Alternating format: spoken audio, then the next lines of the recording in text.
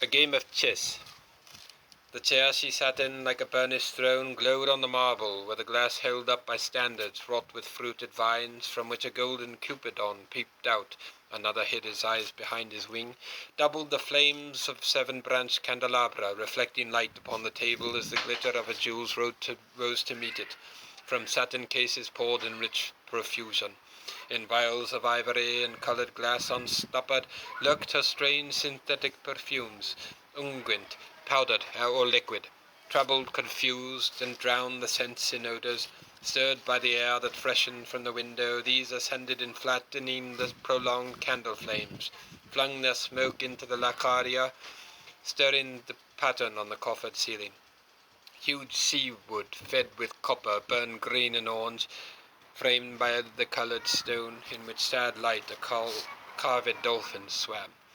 Above the antique mantle was displayed, as though a window gave upon the sylvan scene, the change of Philomel by the barbarous king so rudely forced. Yet there the nightingale filled all the desert with inviolable voice, and still she cried, and still the world pursues, jug, jug, to dirty ears. And other withered stumps of time were told upon the walls. Staring forms leaned out, leaning, hushing the room enclosed. Footsteps shuffled on the stair. Under the firelight, under the brush, her hair spread out in fiery points, glowed into words, then would be savagely still. My nerves are bad tonight. Yes, bad. Stay with me. Speak to me. Why do you never speak? Speak. What are you thinking of? What thinking? What? I never know what you are thinking. Think. I think we are in Rat's Alley, where the dead men lost their bones. What is that noise? The wind under the door. What is that noise now? What is the wind doing? Nothing again, nothing. Do you know nothing? Do you see nothing? Do you remember nothing? I remember those are pearls that were his eyes. Are you alive or not? Is there nothing in your head? But oh, that Shakespearean rag, it's so elegant, so intelligent. What shall I do now? What shall I do? I shall rush out as I am and walk the street with my hair down, so. What shall we do tomorrow? What shall we ever do? The hot water at 10, and if it rains, a cold, close car at 4, and we shall play a game of chess, pressing lidless eyes and waiting for a lock upon the door. When Lil's husband got the mob, I didn't mince my word, I said to her myself, hurry up please, it's time. Now Albert's coming back, make yourself a bit smart. He'll want to know what you done with that money he gave you to get yourself some teeth. He did, I was there. You have them all out, Lil, and get a nice set, he said. I swear I can't bear to look at you, and no more can't I said. And think of poor Albert, he's been in the army 4 years, he wants a good time, and if you don't give it him, there's others will, I said. Oh, is there, she said. Something to that, I said. Then I'll know what to think, she said, and give me a straight look. Hurry up, please, it's time. If you don't like it, I can get on with it, I said. Others can pick and choose if they can't, but if Albert makes off, it won't be for lack of telling. You ought to be ashamed, I said, to look so antique, and her only 31. I can't help it, she said, pulling a long face. It's them pills I took to bring it off, she said. She's had a 5 already and nearly died of young George. The chemist said it would be all right, but I've never been the same. You are a proper fool, I said. Well, if Albert won't leave you alone, there it is, I said. What you get married for if you don't want children? Hurry up, please, it's time. Well, that Sunday Albert was home. They had a hot gammon, and they asked me in to dinner to get the beauty of it hot. Hurry up, please, it's time. Hurry up, please, it's time. Good night, Bill. Good night, Lou. Good night, May. Good night, Tata. Good night, good night. Good night, ladies. Good night, sweet ladies. Good night. Good night. The fire sermon. The river's tent is broken, the last fingers of leaf clutch and sink into the wet bank. The wind crosses the brown land unheard, the nymphs are departed. Sweet Thames, run softly till I end my song. The river bears no empty bottles, sandwich papers, silk handkerchiefs, cardboard boxes, cigarette ends, or other testimony of summer nights. The nymphs are departed, and their friends, the loitering heirs of city directors, departed, have left no addresses. By the waters of Leman I sat down and wept. Sweet Thames, run softly till I end my song. Sweet Thames, run softly, for I speak not loud or long. But at my back in a cold blast I hear the rattles of the bones and chuckles spread from ear to ear. A rat crept softly through the vegetation, dragging its slimy belly on the bank where I was fishing in the dull canal on a winter evening round behind the gas-house, musing upon the king my brother's wreck, and on the king my father's death before him. White bodies naked on the low, damp ground, and bones cast in the little dry garret, rattled by the rat's foot only, year to year.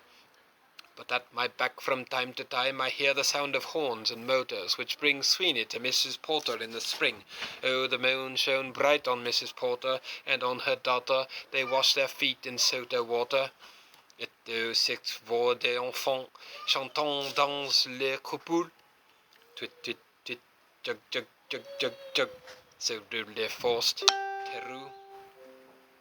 Unreal city, under the brown fog of a winter noon, Mr. Eugenides, the Smyrna merchant, unshaven with a pocketful of currants, CIF London, documents at sight, asked me in demotic French to luncheon at the Cannon Street Hotel, followed by a weekend at the Metropole.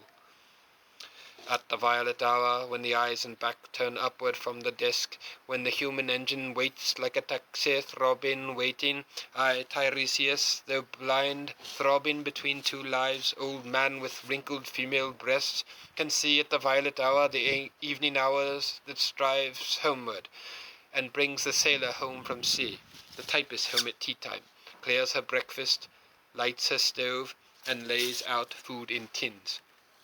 Out of the window perilously spread, her drying combinations touched by the sun's last rays. On the divan are piled at night her bed, stockings, slippers, camisoles, and stays. I, Tiresias, old man with wrinkled dogs, perceived the scene and foretold the rest. I too awaited the unexpected guest. He, the young man carbuncular, arrives, a small house agent's clerk, with one bold stare, one of the low on whom assurance sits as a silk hat on a Bradford millionaire. The time is now propitious, as he guesses. The meal is ended, she is bored and tired, endeavours to engage her in caresses, which still are unreproved if undesired. Flushed and decided, he assaults at once. Exploring hands encounter no defence.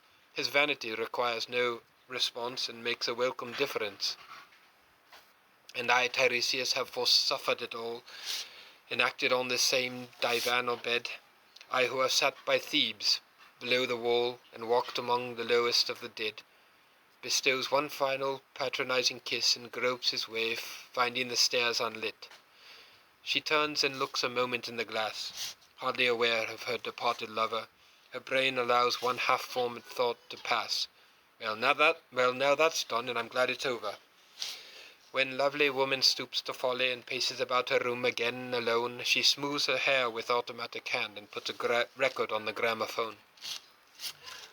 This music crept by me upon the waters, and along the Strand, up Queen Victoria Street. Oh, city, city, I can sometimes hear beside a public bar in Lower Thames Street the pleasant whining of a mandolin, and a clatter and a chatter from within where fishermen lounge at noon, where the walls of Magnus Martyr hold inexplicable splendour of Ionian white and gold. The river sweats oil and tar, the barges drift with the turning tide, red sails wide to leeward swing on the heavy spar. The barges wash drifting logs down Greenwich Reach past the Isle of Dogs. Wa-la-la-la-la, wa-la-la-li-la-li-la. Elizabeth and Leicester beating oars, the stern was formed, a gilded shell, red and gold. The brisk swell rippled both shores, south-west wind carried downstream the pearl bells, white towers, wa-la-la-la, wa-la-la-li-la-li-la. Trams and dusty streets. Highbury bore me, Richmond and Kew undid me. By Richmond I raised my knees supine on the floor of a narrow canoe. My feet are at Moorgate, and my heart under my feet. After the event he wept, he promised a new start. I made no comment. What should I resent? On Margaret Sands, I can connect nothing with nothing. The broken fingernails of dirty hands. My people, humble people who expect nothing. La la la la. To Carthage then I came, burning, burning, burning, burning. O Lord, thou pluckest me out.